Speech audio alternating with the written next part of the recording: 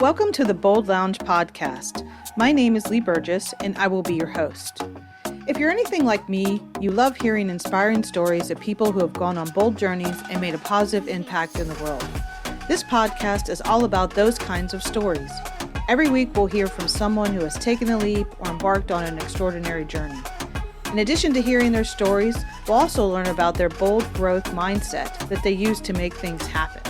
Whether they faced challenges or doubts along the way, they persisted and ultimately achieved their goals. These impactful stories will leave you feeling motivated and inspired to pursue your own bold journey. I believe everyone has a bold story waiting to be freed. Tune in and get ready to be inspired.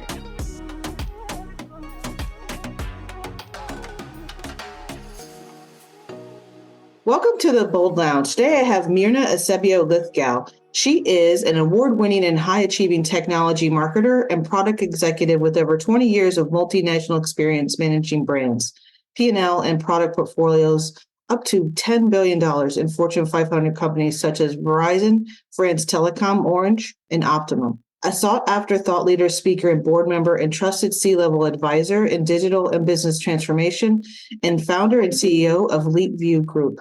She is a women's leadership advocate and a passionate supporter of technology, education, and entrepreneurship. Her work has been awarded and featured by Cablefax, Forbes, LATAM, She Runs It, The Wicked Network, and Adweek, among many others. Welcome to the Bold Lounge. Thank you for having me. I'm so glad to be here. So excited to jump in to your journey, your book, but we're going to start off with some bold definitions. So would love to learn from you, what is your definition of bold? Bold for me is like daring to redefine what's possible. It's like being strategic, really good at that decision making, and not only envisioning kind of that future, but also it's like prepping yourself to moments of pivot, to being able to adapt swiftly to any challenge or changes that come in front of you. I love that. A lot of great words in there. So daring to redefine what is possible, really preparing yourself for possible pivots. I love the alliteration in that, among lots of things, but just being ready. And then adaptability. And you didn't say the word, but resilience of like, yes, didn't go as planned, but I'm going to keep moving forward and I'm going to try to figure things out. And I will. It might just take a little longer. So when you think about your definition, when's the first time or a moment that you remember living that definition? Well, so many moments, I will say, so many bold moments in my life. I think that that's kind of the definition of my life, to adapt to change. And I talked about it in the book, as you know, that I'm writing or just finalized writing, Leap Out of Your Lane. Basically, I've gone through burnouts, moments in my career. The first 10 years of my career was super busy, always, up to the next challenge. One of the moments that I think were pivotal in my career was joining a cable company that was actually in Chapter 11. And a lot of people will tell me, you're crazy. You're just crazy. Like, this company is going through Chapter 11. You've had a wonderful reputation. I used to work 10 years for Verizon at that time. And I had an interview with the CEO and the top level executives of the company. And I said, this is something going on here that is different from anything that I've experienced. And I just took the decision and said, this is going to be successful. I want to be part of this. This is a new experience for me. And it worked wonders. It helped me understand how to do a lot with little or none of the resources that you traditionally have when you're working for a company that has the big bucks, right? So that was a real and bold moment. We got the company out of Chapter 11 in 18 months.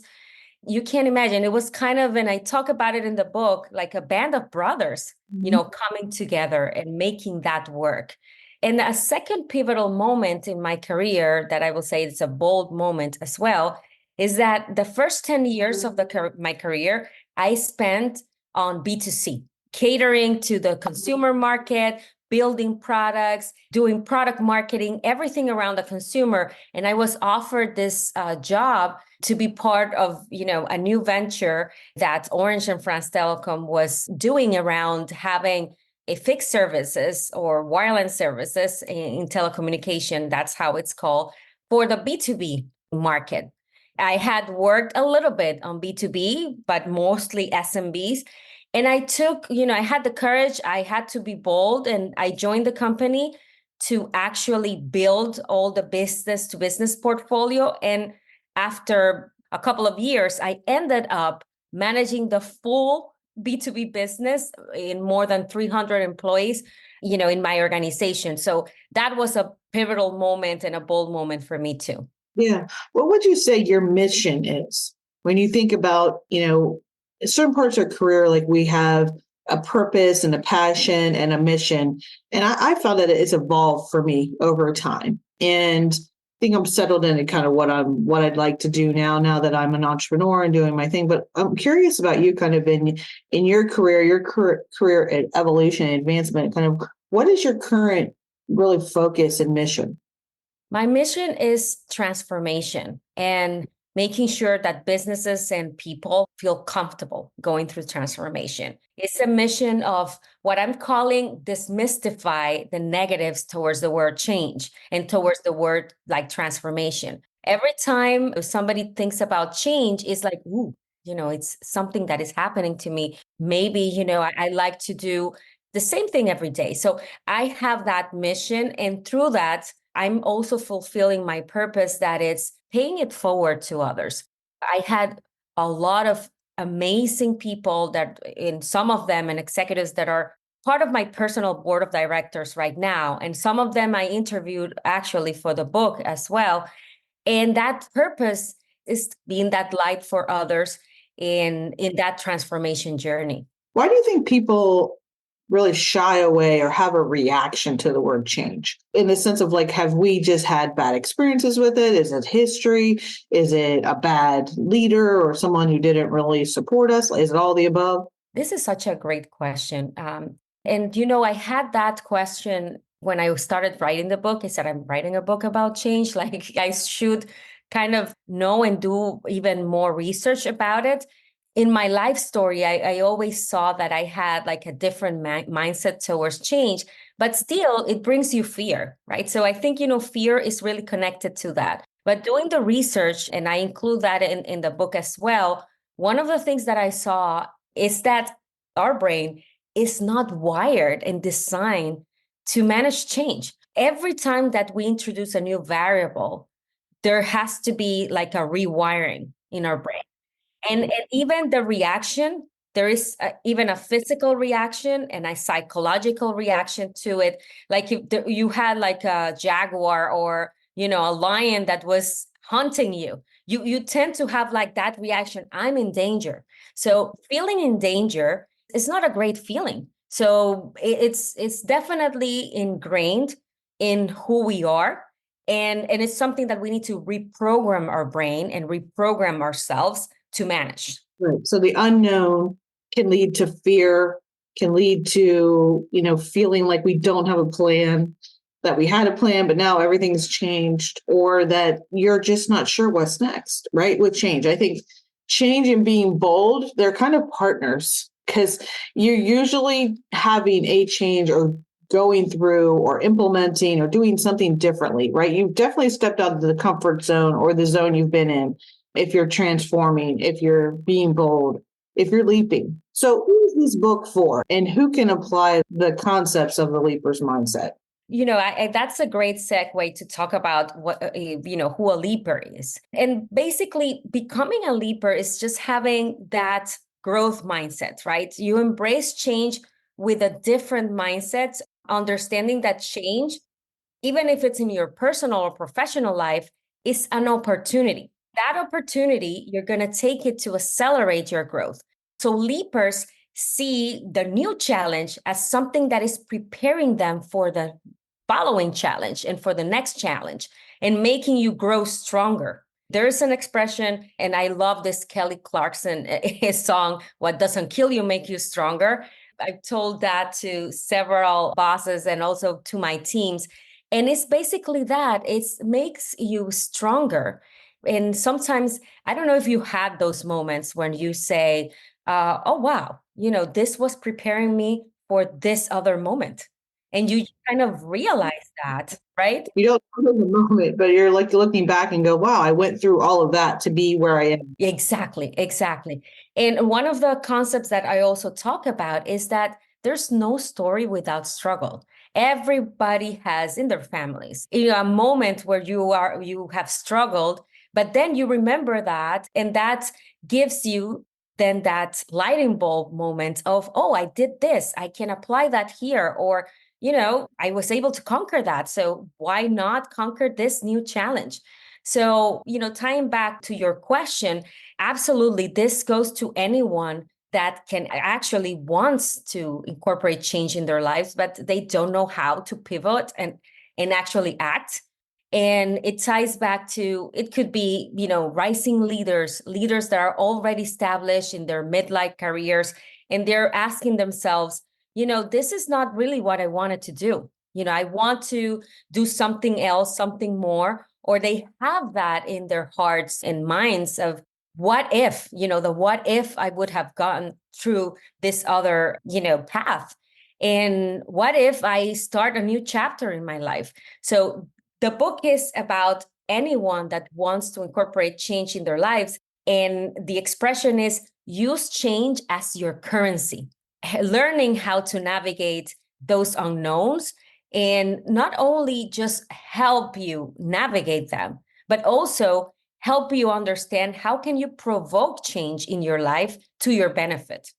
As a leaper, which we've just heard of kind of what that's defined as, what are the steps that a leaper goes through when they're embracing change or thinking about change as their currency, the way to get to the what's next? Is there primary, like, here's the 3 steps or here's the 2 things that you do as a leaper? Yeah, and that's a great question and segue to talk about also the 8-step approach of the playbook, and that actually that's what also the book is about. So I start up the book, and the book is divided into these 3 parts. First, to be able to take the steps, you have to understand the leaper's mindset. How does a leaper thinks? Which are the traits, which are actually also, go through that introspection and those examples of leapers, and understand that it's a mindset shift. Then the Leapers Playbook is the second part of the book, and it's 8 strategies that takes you step by step to understand and to start crafting what is kind of that purpose and how can you incorporate change in your life. And it's important what you said, Lee, about steps and prepping you.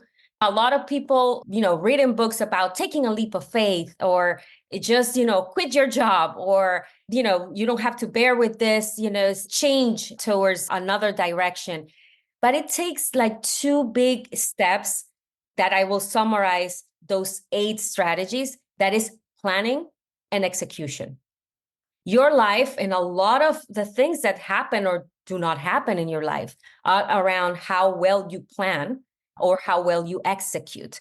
So the Leapers Playbook helps you with the planning, the full planning cycle, and start, getting towards the steps of action. And then the Leapers Blueprint, that is the third part, is a way of walking you through a 6 steps model that I'm calling the Leapers Action 6. And those 6 steps takes you towards the execution. How can I incorporate this in my life? And how can I create my own blueprint to be able to incorporate change and take advantage of it? When you wrote this book and you were thinking through it, what did you learn about yourself or some of the impactful moments in your own career as you were kind of putting them out? You and I talked a little bit during pre-tape of just writing books and kind of it's an experience and you learn a lot about yourself. So I was wondering kind of what came up for you as you were writing this connected to moments in your career or moments particularly around change. When I started writing the book, I moved with my family 7 years ago to New York, and it was a moment, a pivotal moment for us, and a moment of change also in my career. And I will say that that was the moment, the pivotal moment of my career after all those learnings. So I had to go back and start, writing a little bit of my life story and my career journey. As I went back, I started connecting with those moments that were moments of grief, losing, somebody in our family that was very close, and were moments that bond us together as a family, being, all by ourselves without not a support structure and people that we knew in a new country and in a new state, right, in New York. All of that were moments where I started thinking about, again, what is the purpose, why I really write in the book. And one of the things that as I went through all that, I did also my own introspection. And I started seeing how all the skills that had, helped me accomplish and get to these positions, C-level positions, were something that I had already applied some methodology in. And I had repeat that over and over again. That is the planning and the execution and prepping myself towards change, and then being fearless and looking at what fearless it really means. That is not the absence of fear, it's just how you confront fear and how you overcome fear. And then I said, this is something that I need to share with the world. And going through that process, one of the things that stood out was, and probably you're going through a same experience of writing a book, is when you present your material to others and the beta testers, right, the beta readers are actually going through that. It's a moment of vulnerability. It's a moment where you are opening your work of love. That is writing a book. I feel like writing a book is a work of love. I was doing this with long nights and a lot of weekends, having a full-time job, doing a lot of things at the same time, and also making sure that I was not just doing word counts, right? I was actually putting a work of love and quality in front of people. So that moment of vulnerability, of opening your work to others, was really touching for me, and getting like the feedback, incorporating that feedback, and being humble enough to also accept constructive feedback to actually make it better. One of the lessons, the life lessons that I've had through examples from my mom and a lot of people that I care a lot in my life, is also that you are an unfinished product. And everything that you do is around understanding that you can get better and you can do better and you can be better. You are absolutely enough when you go to the process. Yeah, this is enough. It's not, chasing perfection, unlimited, perfection, but it's actually being humble enough to accept that I can learn from others. I can learn from all of those experiences. I'll become stronger, and I will become a better version of myself. So I think, through the book, I also became a better version of myself in a lot of aspects. Yeah. So one of the parts and pieces to writing the book is that can be a process for someone is the vulnerability of not only writing it, but I think the tenacity and the discipline it takes to also write a book. I think it is a marathon, not a sprint. And depending on which type of publisher you use and all that, I mean, depending on that's your timeline, it may shrink or even get longer. I think for me, one of the things was, well, I just want to keep tinkering with this one. But there is a point where it's enough, right? It's good enough. It's a good book and you want to share it. So I think going through that, I definitely can relate to the vulnerability piece. So how can someone who might be a founder use this book, or maybe someone who's thinking about being an entrepreneur, making a pivot or having a second career? How can they use this book as a tool? Being a founder myself, and you are a founder too, and being an entrepreneur is a big quest. Is absolutely, it challenges you in so many ways. Everything is depending on you, and absolutely you need to have so many tools in your favor to be able to do that. But I think, as a founder, sometimes we're too tied into an idea, and probably at some point we need to open ourselves. Is this really connected to my mission, my values, my purpose? If this is something that what is the purpose, why I'm actually doing this? And also it challenges your idea. And it's back to that point of, evaluate if you are actually executing and you're planning and you're adapting to changes. As an entrepreneur, you have to adapt to changes a lot. You had, you were pre-seed, you were in a process, but now, you had a backlash. You had also at some point something that happened that was not in your plan. in your original plan. And that happens a lot. Yeah, I think that as founders, we're always pivoting and we're always looking at which is the next step. And I think, the book will absolutely help you kind of create that plan and execute that plan, because it's so close to who you are and understanding who you are, what is next in terms of what you're doing. And I'm tying it back to also challenge your idea, challenge yourself to a greater extent. Just to give you an example, going back to that process of the book, my son challenged me, and I think I wrote about this also on one of the social platforms. I think it was on LinkedIn, just because he challenged me to write a poem instead of writing a story. I included a story about a small boat and the struggles of that small boat. And my mom actually was the one that told me and talked to me about the story. And I did a reflection on that and tied it to change. And he said, Mom, you could write a poem about this, and this will connect differently with your audience. And I think, it was something that he challenged me to do. I said, I've never kind of written a poem. I am totally leaping out on this one too. So I took the challenge and I actually wrote the poem. It's included in the book. It's called A Small Boat. So I do think that even though that I wanted to tell my story in a way, I was open, right, and I had my mindset already shifted into, this could be something emotional. This could be something that connects with the audience. And why not do it? Why can't I do it?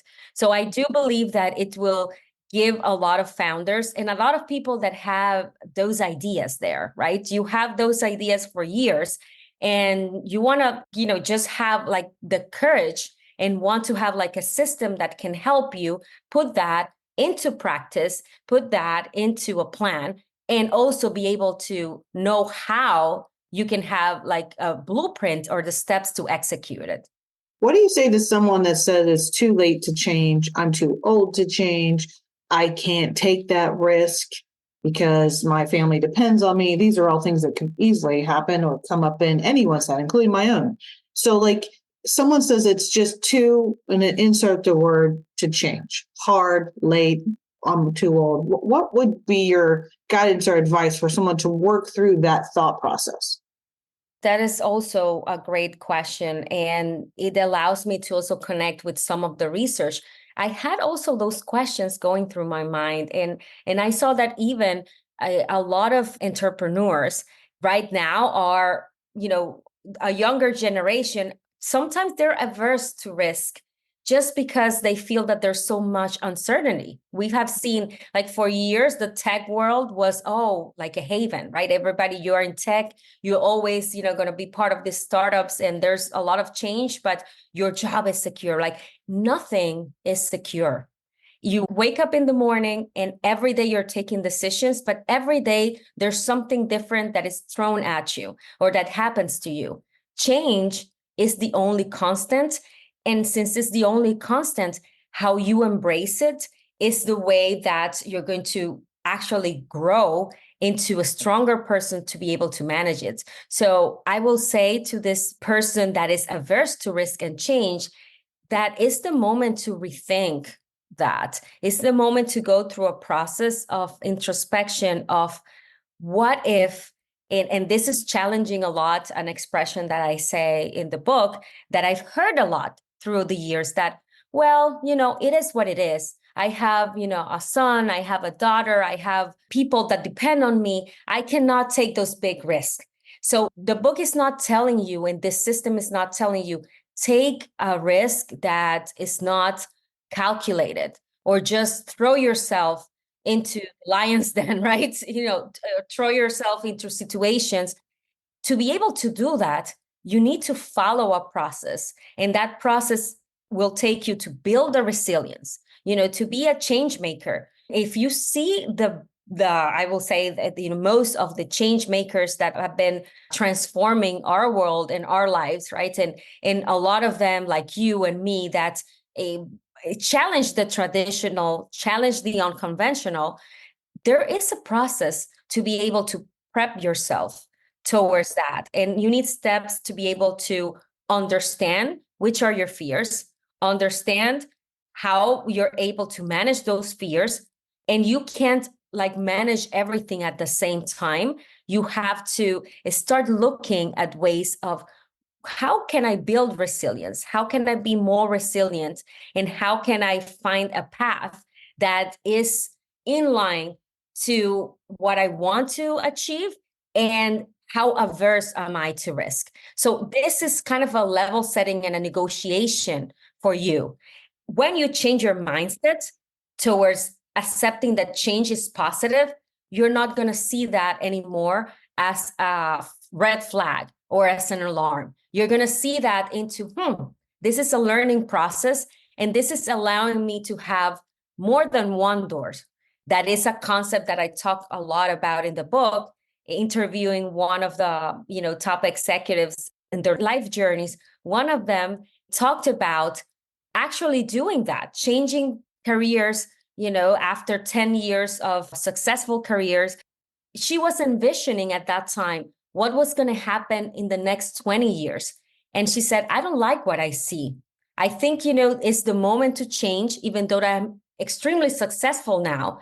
I do believe that these other steps are important to have a sustainable growth 10, 20 years from now. So it's a lot about planning. And that helps us to lower your anxieties, lower also, those unknowns, but also you start finding courage in you to be able to pivot if something goes wrong or not as planned. So I will say to those people that it's not throwing yourself into the abyss. It's not, to get into things blindfolded. It's not just a change of heart. It takes a lot of preparation and it takes a lot of planning. I compare this to a magician, right? All the magicians, they plan their act really well. And planning is such an important part of being a good magician too. So our lives that are important, we need to also take that driver's seat and plan our lives and our next steps. Yeah.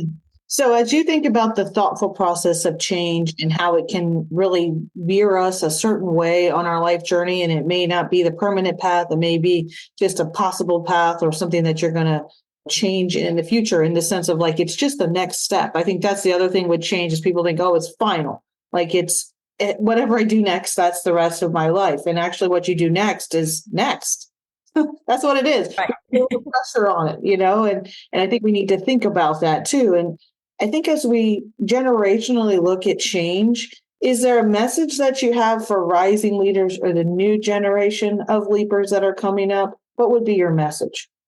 My message will be to really believe in yourself and that you can do great things. And there's a process for that. And I talk about it in the book. And you have to know yourself also and be that authentic person. Like I've been through my life journey, what you see is what you get, right? So being authentic, it's something that people will value and that will build trust around you. And also you're going to start even believing more in yourself. And as you go through changes, be courageous and know that you can always pivot and you can in any given moment of your life and your career. And that will get you to even greater things in life if you open yourself up to new opportunities. Well, I think that's a great message for everyone in listening. All the information about Mirna's book and how to buy it and all the information how to reach her and her group is in the episode notes. Thank you so much for being on the Bold Lounge. Thank you so much for having me, Lee. Thank you for listening to the Bold Lounge podcast. Through the continuum of bold stories, vulnerability to taking a leap, you will meet more extraordinary people making a positive impact for others through their unique and important story. By highlighting these stories, we hope to inspire others and share the journey of those with a bold mindset. We hope you've enjoyed this podcast and look forward to sharing the next bold journey with you.